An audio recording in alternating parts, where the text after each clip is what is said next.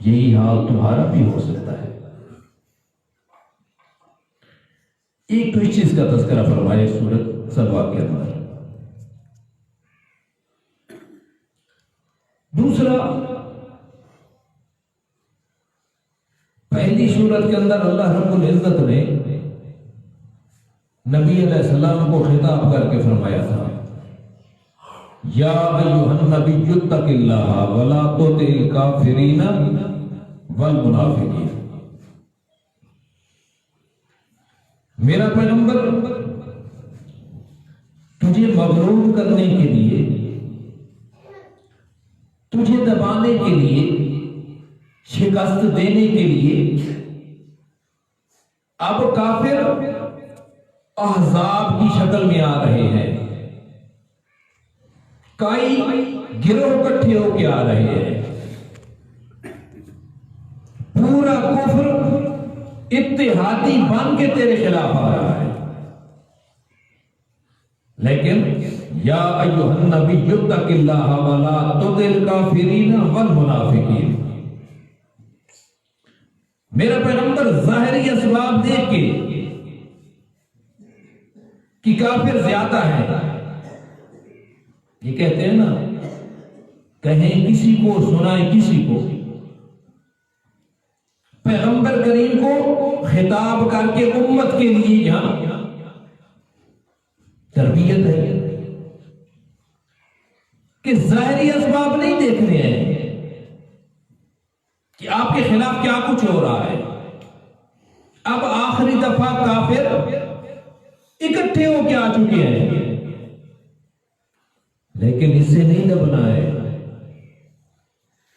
ظاہری اسباب کے خلاف ہونے کی وجہ سے کوئی دل میں خوف ہو، کوئی خطرہ، کوئی اتحادیں، کوئی حکمت عملیاں جو عقلی طور پر لوگ استعمال کرتے ہیں، ایسا نہیں کرنا میرا پیغمبر، صرف میرے حکم کی اتباع کرنی ہے، خوف رکھنا ہے صرف میرا، اتق اللہ، صرف میرا ڈر رکھنا ہے، کوئی پرواہ نہیں کرنی ہے۔ ولا تطع الکافرین والمنافقین، نہ کافروں کی پرواہ کرنی ہے، نہ منافقوں کی پرواہ کرنی ہے، کسی کی پرواہ نہیں کرنی ہے۔ اتق اللہ، اتق اللہ، تو میرا پیغمبر جم جا اس بات پہ، ڈٹ جا اس بات پہ۔ جب یہ فرمایا تو اب کافر ہی اکٹھے اس لیے ہوئے کہ میرا پیغمبر آپ کو دبا نہ سکے تو نرم تک تو کر لیں گے نا، لیکن اپنے موقف کے اندر ڈٹ کے رہنا ہے، یہ اعلان کرتے رہنا ہے کہ اللہ رب العزت کے علاوہ کوئی کائنات کے اندر کار ساز نہیں ہے، کوئی مدبر نہیں ہے، کوئی شفیع غالب نہیں ہے۔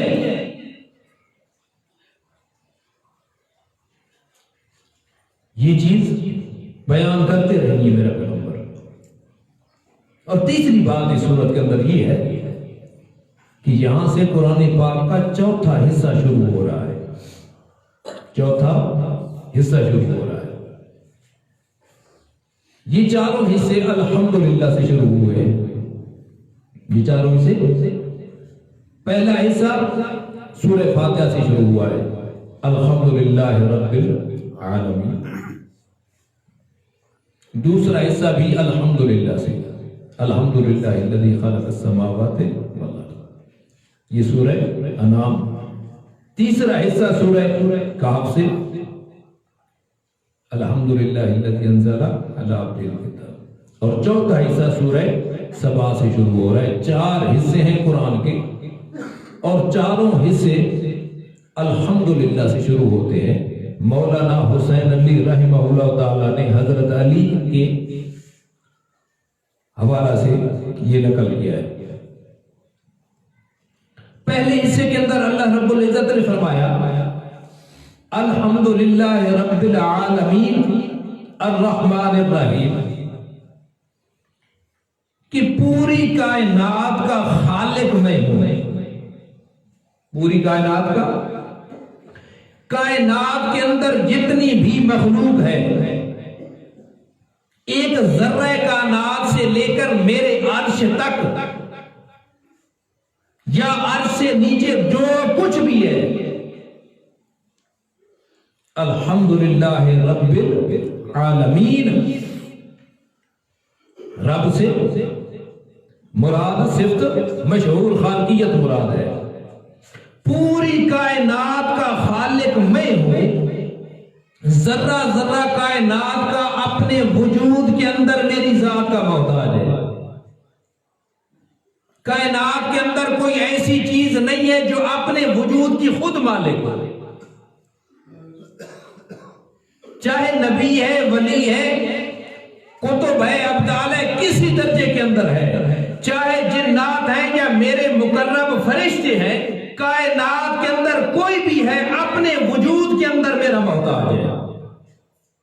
اپنے وجود کے اندر صرف میرا محتاج ہے، اپنے وجود کا بھی مالک نہیں ہے. ہر کوئی اپنے وجود کے اندر کس کا محتاج ہے؟ اللہ رب العزت کا. جب اپنی اول کے اندر، اپنی بنیاد کے اندر، اپنی افرینش کے اندر محتاجی ہے، جب اپنی ابتدا ہی محتاجیوں پہ مرتب ہوئی، جب وجود کی بنیاد ہی محتاجی پہ ہے، پھر کائنات کے اندر جو بھی تغیر آ جائے، جتنے کمال مل جائیں، بنیاد کبھی نہیں جاتی ہے. محتاجی رہتی ہے، حاجت روا نہیں بن سکتا ہے. جس کی بنیاد محتاجی پہ ہے، عاجزی پہ ہے، انکساری پہ ہے، اس پہ جتنے کمال آ جائے، چیز بنیاد پہ ہی ہوتی ہے. جس چیز کی بنیاد جو بیج ہوتا ہے وہی پھل لگتا ہے. اوپر جتنا کمال لگ جائے وہ محتاجی دور نہیں ہوتی ہے. انتم الفقراء الی اللہ. جو کچھ ہے وہ محتاج ہے، حاجت روا صرف وہی ہے. یہ پہلے حصے کے اندر بیان فرمایا کہ پوری کائنات کا خالق صرف اللہ رب العزت ہے. دوسرا حصہ سورہ انعام سے شروع فرمایا. دوسرا حصہ سورہ انعام سے شروع. یہ باتیں توجہ سے سنی کریں. میں اکثر عرض کرتا رہتا ہوں، کم از کم مسلمان ہیں، موٹا موٹا قرآن پاک کا خلاصہ تو آ جائے نا. اتنی مشکل باتیں تو نہیں ہے. قرآن کے کتنے حصے ہیں؟ 4 حصے ہیں. چاروں حصے الحمدللہ سے شروع ہوتے ہیں. ساروں کو سمجھ آ رہی ہے جو عرض کر رہا ہوں؟ سمجھ آ رہی ہے؟ یاد کرو تو ہو بھی جائیں گے. کہتے ہیں نا فلاں علاقے کے اندر گئے، بڑے قرآن کے ماہر تھے، ایک ایک سورت کا خلاصہ ان کو یاد ہے. کم از کم سورتوں کا خلاصہ نہیں، قرآن کا خلاصہ تو آ جائے. مسلمان جو ہیں تو سورت کا، قرآن کا پہلا حصہ کہاں سے شروع ہوتا ہے؟ الحمدللہ، جو ہر نماز کے اندر پڑھتے ہیں. اس کے اندر اللہ رب العزت نے کون سا مسئلہ بیان کیا ہے؟ ساری کائنات کا خالق صرف اللہ تعالیٰ ہے. صرف خالقیت بیان فرمائی. ساری کائنات کا ذرہ ذرہ اپنے وجود کے اندر کس کا محتاج ہے؟ اللہ رب العزت کا.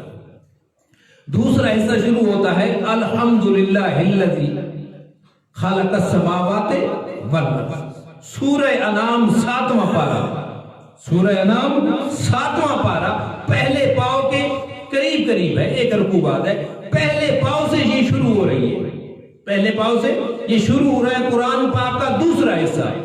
اس کے اندر اللہ رب العزت نے یہ بیان فرمایا ہے کہ جب پوری کائنات کا خالق میں ہوں، پوری کائنات کا خالق میں ہوں، پوری کائنات کا رب بھی میں ہوں. پوری کائنات کا کیا ہوں؟ رب بھی میں ہوں. پیدا کیا ہے میں نے، وجود کی نعمت میں نے دی ہے، پھر بھی یارو مددگار نہیں چھوڑا ہے. ضرورتوں کی ذمہ داری بھی اپنے ذمہ تفضلاً لے لی ہے. پوری کائنات کا رب بھی میں ہوں، پوری کائنات کا تربیت کرنے والا بھی میں ہوں، اور کوئی نہیں ہے. تربیت کس کو کہتے ہیں؟ تربیت کس کو کہتے ہیں کہ ایک چیز کو بڑھانا ہے، ایک چیز کو بڑھانا ہے، آگے جیسے وہ بڑھ رہی ہے اعتدال سے بڑھانا ہے. یہ اعتدال سے جو اس اعتدال کے لیے ضرورتیں ہیں وہ مہیا کرتے رہنا ہے، کرتے رہنا ہے، ایک کمال تک پہنچ جائے. آپ ایک دانہ بیج کا زمین کے اندر بو دیں، کوئی دانہ ہے، پھر آپ اس کی مکمل دیکھ بھال کریں، جو ضروریات ہیں، پانی ہے، کھاد ہے، جو کچھ ہے، جڑی بوٹیاں، وہ آپ طلب کرتے رہیں، اس کی دیکھ بھال کرتے رہیں. جو چیز سردیوں کے مطابق اس کو ضرورت ہے وہ ڈالیں، گرمیوں کے اندر جو چیز ہے وہ ڈالیں. جب وہ پہنچ جاتا ہے اس نے اتنے حد کو کہ اب اس پہ پھل لگ گیا ہے، یہ تدریجاً یوں سمجھے آپ اس کی تربیت کر رہے ہیں. یہ کیا کر رہے ہیں؟ تربیت کر رہے ہیں. تو اللہ رب العزت جو ہی تربیت کرتا ہے کائنات کی، اس کو بڑھاتا بھی ہے. رب العالمین جو ہے پوری کائنات کی اس نے تربیت کرنی ہے. ایک نطفہ ہوتا ہے، بے جان چیز ہوتی ہے، مائع مہین ہوتا ہے، گھٹیا ہوتا ہے، کپڑے پہ لگ جائے تو نجس ہے، نماز نہیں ہوتی ہے. لیکن اس نطفے کو کیسے بڑھاتا ہے؟ ایسا ایسا بڑھایا، ایک قطرہ، پھر وہ خون بن گیا، پھر لوتھڑا بن گیا، پھر اس کے اندر ہڈیاں پیدا ہو گئی، پھر شکل و صورت بن گئی، پھر روح آ گئی، پھر غذا شروع ہو گئی، پھر بڑھتا رہا، پھر کائنات کے اندر آ گیا، پھر اس سے بڑھتا رہا، بولنا چلنا، پھر جوان ہو گیا، پھر اولاد ہو گئی. یہ کرنے والا کون ہے؟ رب العالمین. رب العالمین ہر چیز کو عدم سے لے کر وجود، وجود سے لے کے کمال، کمال سے لے کر پھر فنا، یہ کرنے والا کون ہے؟ صرف اللہ رب العزت ہے. یہ دوسرے حصے کے اندر بیان فرمایا ساری کائنات کا رب بھی میں ہوں، پوری کائنات کا تربیت کرنے والا، ضرورتیں عطا کرنے والا. انسان کو کیا پتہ ہے مجھے کتنی ضرورتیں ہیں؟ انسان کو پتہ ہے؟ تربیت صرف کھانا پینا یا دنیا کے معاملات تو نہیں ہوتے ہیں. پتہ نہیں ہمارے جسم کے اندر کتنے نظام ہیں، وہ ساری ہماری ضرورتیں ہیں، ہمیں پتہ نہیں ہے، لیکن وہ عطا کر رہا ہے، وہ ہماری تربیت کر رہا ہے، ہماری حفاظت کر رہا ہے، ہماری ضروریات کو پورا کر رہا ہے. ہمیں تو تب پتہ چلتا ہے جب وہ ضرورت رک جاتی ہے، جب وہ نعمت رک جاتی ہے تب پتہ چلتا ہے کہ یہ بھی بڑی ضرورت تھی. اللہ نہ کرے جب ایک صحت مند بندہ زندگی گزار رہا تو اسے کوئی پتہ نہیں ہوتا ہے، وہ تو ہواؤں میں اڑ رہا ہوتا ہے، اچانک کسی عضو رئیس کے اندر، اعضائے رئیسہ میں سے کسی کے اندر تکلیف شروع ہو جائے، دل کے اندر تکلیف ہو گئی، گردے کے اندر تکلیف ہو گئی، معدے کے اندر تکلیف ہو گئی، اب پتہ چلا یہ میری بہت بڑی ضرورت تھی. اب اس کی حفاظت کیسے کرنی ہے؟ ادویات بھی کھائیں گے، گولیاں بھی کھائیں گے، پرہیز بھی کریں گے. اب تکلیف ہوئی تو پتہ چلا نا، اب پتہ چلا کہ اس چیز کی حفاظت کون کر رہا تھا، اس کو بیماریوں سے بچا کے رکھا کس ذات نے رکھا. یہی تربیت کا حصہ ہے. پتہ نہیں ہوتا ہے بعض اوقات، لیکن وہ بھی ہماری ضرورت ہوتی ہے. اس کا خیال رکھ کے ہمیں نفع پہنچانے والی ذات صرف اللہ رب العزت کی ہے. الحمدللہ رب العالمین. یہ دوسرے حصہ کا خلاصہ ہے. سمجھ آ گیا؟ پہلے حصے کے اندر کیا فرمایا؟ پوری کائنات کا خالق صرف اللہ رب العزت ہے. دوسرے حصے کے اندر فرمایا پوری کائنات کا رب بھی صرف اللہ رب العزت ہے. پوری کائنات کی ضرورتیں پوری کرنے والا کون ہے؟ صرف اللہ رب العزت ہے. تیسرا حصہ سورہ انعام سے شروع ہوا، سورہ کہف سے شروع ہوا. الحمدللہ الذی انزل علی عبدہ الکتاب ولم یجعل لہ عوجا. اس حصے کے اندر اللہ رب العزت نے یہ بیان فرمایا ہے جیسے کائنات کو پیدا صرف میں نے کیا ہے، پھر اس کی ضرورتیں بھی اپنے اختیار میں رکھی ہے. کسی کو یہ نہیں کہا کہ فلاں بندے کی ضرورت تیرے اختیار میں، نفع دے یا نقصان دے.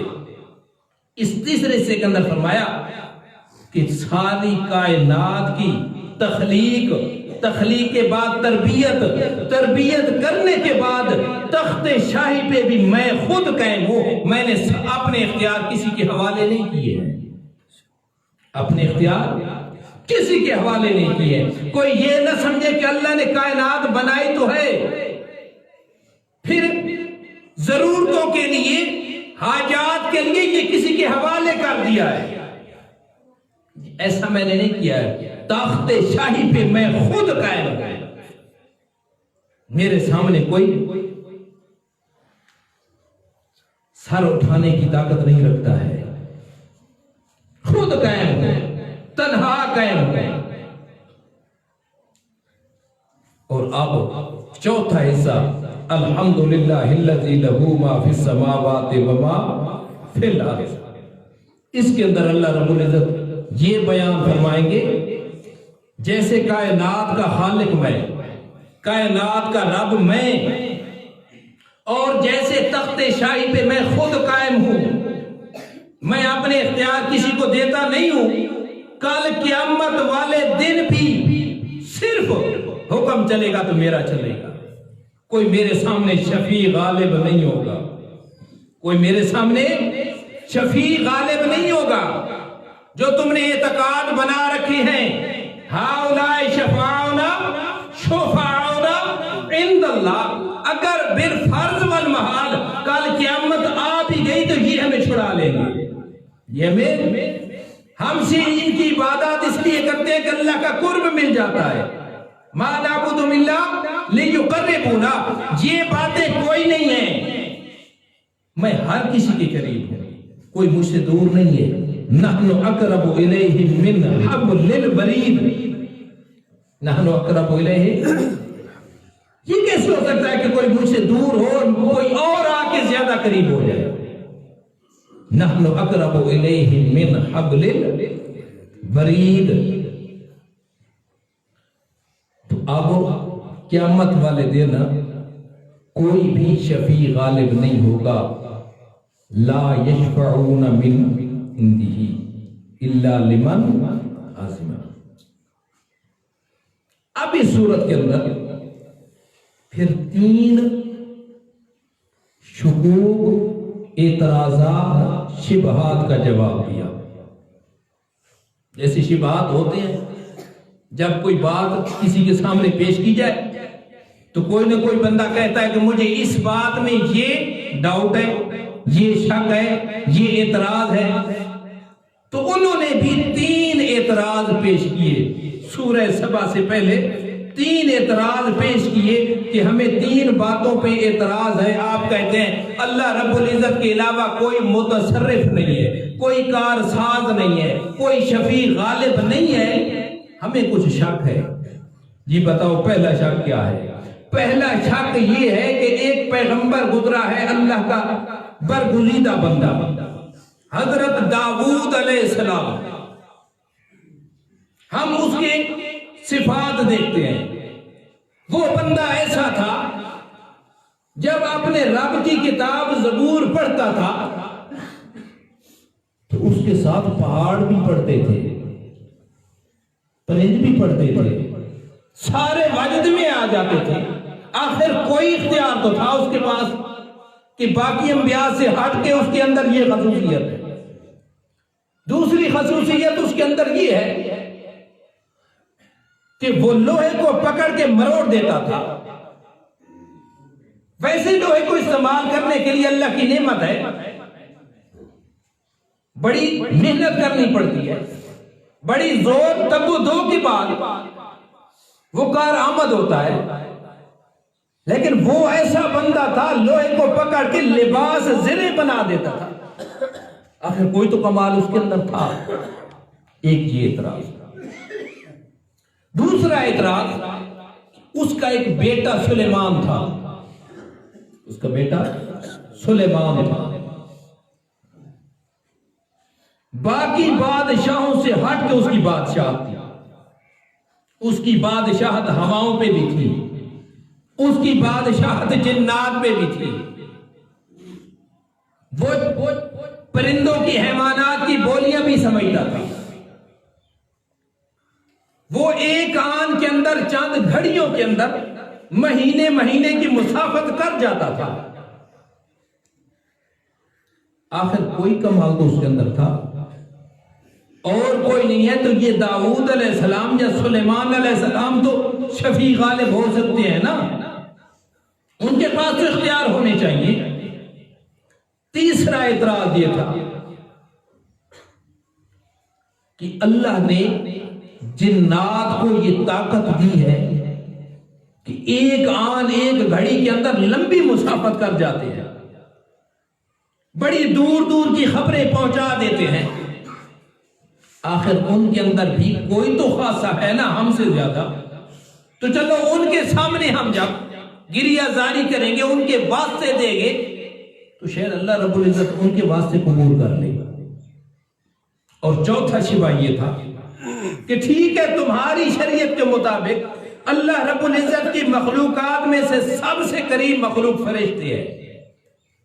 یہ فرشتے اللہ کے بہت قریب مخلوق رہتی ہے, حتیٰ کہ اس کے عرش کو تھامنے والے بھی یہی فرشتے ہیں, حملۃ العرش بھی یہی فرشتے ہیں. جب اتنے قریب رہتے ہیں تو ہم ان کی سور و پکار کریں, قریب جو رہتے ہیں تو کوئی اللہ رب العزت کے سامنے ہماری شفاعت کر دیں گے؟ تو اس کے اندر کون سی بات ہے؟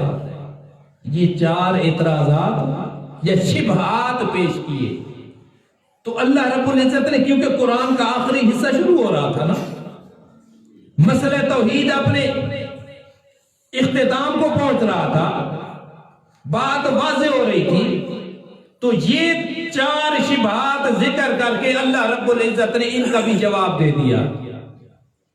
ان کا بھی جواب, اس سے پہلے ایک تمہید ذکر کی, اس سے پہلے ایک تمہید ذکر کی تاکہ اس میں یہ واقعات اور اعتراضات سمجھ آئے, مرتب ہو جائے.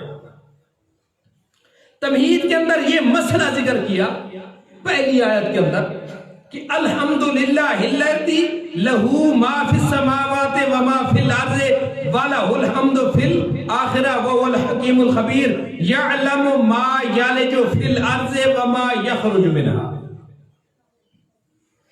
میرے رب کی تمام صفات کارسازی اسی کے ساتھ مختص ہے.